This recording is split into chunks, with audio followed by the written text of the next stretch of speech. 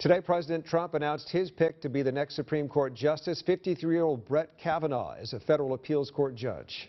There is no one in America more qualified for this position and no one more deserving. Kavanaugh was an assistant to independent counselor Kenneth Starr during the President Clinton impeachment probe. He also served in the White House counsel under President George W. Bush, who then appointed him to the bench. If confirmed by the Senate, I will keep an open mind in every case, and I will always strive to preserve the Constitution of the United States and the American rule of law. Now, the Senate is expected to vote on Kavanaugh's nomination sometime in the fall. And that pick already causing quite the response. Conservatives in favor, Democrats fearing their rights could be taken away.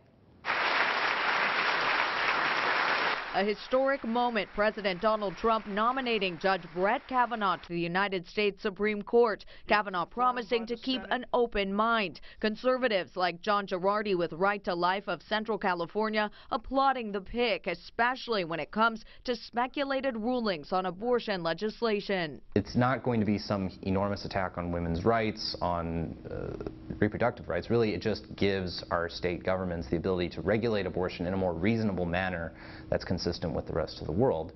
Others worried how Kavanaugh would side on women's rights or equality. Aileen Rizzo is running for state assembly and has her own equal pay case in the Ninth Circuit. I am worried some if that does go to the Supreme Court. What will that mean for women and households across America who depend on the working woman's paycheck? This nominee was named in a pretty short order, less than 2 weeks. Fresno State professor Ali Massoud studies justices and their written opinions. He says Kavanaugh is highly cited and has ruled on hot issues, including abortion for undocumented immigrants. He had a political career. He worked in the Bush White House. And worked under Justice Kennedy. You get a sense of how someone might write, how someone might vote based on who you worked for as well, because you're certainly influenced by them as well.